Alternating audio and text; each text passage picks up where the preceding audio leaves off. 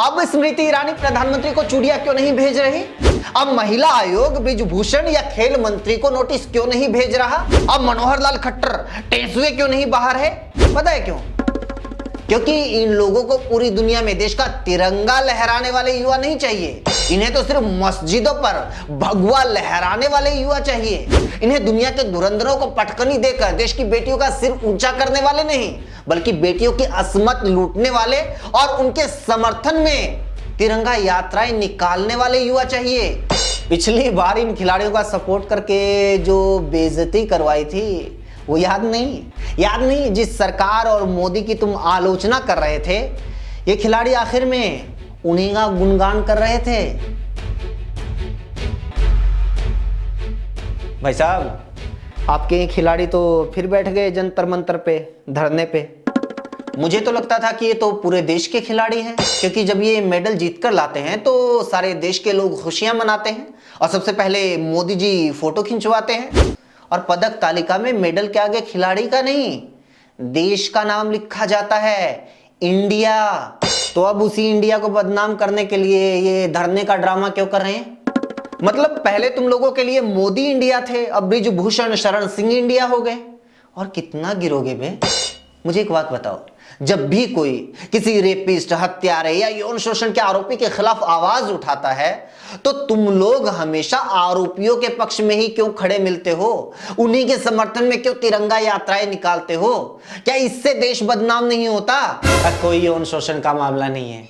ये खिलाड़ी तो बस कुश्ती संघ में वर्चस्व की लड़ाई लड़ रहे हैं। वर्चस्व की लड़ाई तो खिलाड़ी मैट पर लड़ते हैं। बजरंग पुनिया, साक्षी मलिक, विनेश फोगाट, रवि दहिया जैसे खिलाड़ियों ने सारी दुनिया के धुरंधरों को धूल चटाई है, दुनिया के बड़े बड़े पदक जीते हैं, देश के सबसे बड़े पुरस्कार जीते हैं। क्या इससे ज्यादा वर्चस्व चाहिए? वैसे भी बृजभूषण का वर्चस्व किस लिए है? उन्होंने कौन से ओलंपिक में मछली की आंख में तीर मारा था या 500 मीटर भाला फेंका था? उनकी छोड़ो, खिलाड़ियों की बात करो। सच तो यह है कि इन सारे खिलाड़ियों का टाइम जा चुका है। ये सारे वो खिलाड़ी हैं जिनका करियर खत्म हो चुका है, इसलिए राजनीति चमकाने के चक्कर में यहां बैठे हैं। जो खिलाड़ी पिछले ही ओलंपिक में, कॉमनवेल्थ में, एशियन गेम्स और वर्ल्ड चैंपियनशिप में मेडल लेकर आए हैं, उनका करियर खत्म हो गया, तो फिर बचा किसका है? चलो मान लिया, लेकिन ये कैसे मान लें कि खिलाड़ी जो आरोप लगा रहे हैं वो सच है?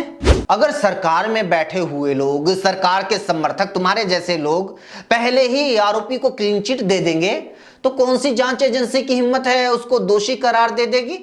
अरे पहले आरोपों की निष्पक्ष जांच तो करवाओ। कौन से आरोप? वो खिलाड़ी आगे क्यों नहीं आ रहे जिनके साथ यौन शोषण हुआ?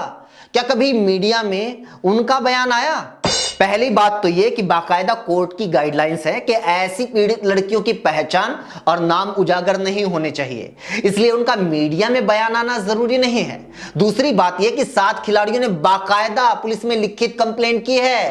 कानून कहता है कि ऐसे मामलों में फौरन एफआईआर होनी चाहिए, लेकिन जब 48 घंटे तक एफआईआर नहीं हुई तब खिलाड़ियों को दोबारा धरने पर बैठना पड़ा। आरोपों की जांच के लिए पहले से कमेटी तो बनी हुई है, फिर ये बीच में पुलिस को क्यों घुसाया जा रहा है? वाह, पहले तो कह रहे थे पुलिस के पास क्यों नहीं जा रहे, कोर्ट में क्यों नहीं जा रहे, अब कह रहे हैं कि पुलिस के पास क्यों गए? जिस कमेटी की तुम बात कर रहे हो, 3 महीने से उसने क्या किया? कौन सी जांच की, कैसे जांच की, इसका किसी को नहीं पता है। खिलाड़ी मंत्रालय और कमेटी से 3 महीने से जवाब मांगने की कोशिश कर रहे हैं, लेकिन ना वक्त मिल रहा है ना जवाब मिल रहा है।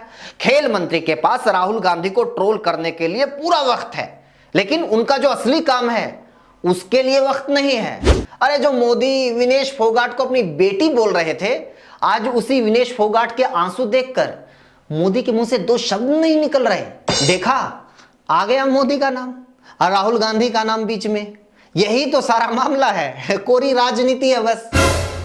याद होगा पिछली बार आप जैसे लोगों को खिलाड़ियों ने कैसे हड़काया था।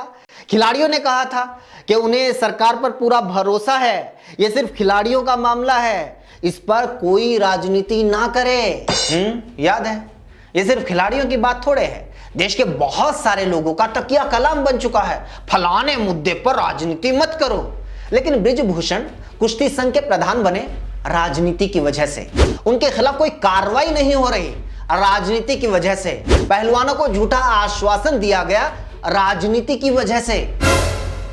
हमारे देश में जो कुछ भी हो रहा है वो राजनीति की वजह से हो रहा है। हमारे स्कूल कैसे होंगे, अस्पताल कैसे होंगे, ट्रांसपोर्ट कैसा होगा, बिजली किस रेट पर मिलेगी, घर में पानी कैसा आएगा, आएगा भी या नहीं आएगा, हमारे खाने पीने से लेकर हमारे सोचने समझने की तमाम चीजें इस देश में राजनीति तय करती है। क्योंकि हमारा देश एक राजनैतिक लोकतांत्रिक देश है। वोट देने से बड़ी कोई राजनीति नहीं होती और यह अधिकार देश में हर नागरिक को हासिल है। मतलब देश के हर नागरिक को राजनीति करने का अधिकार है।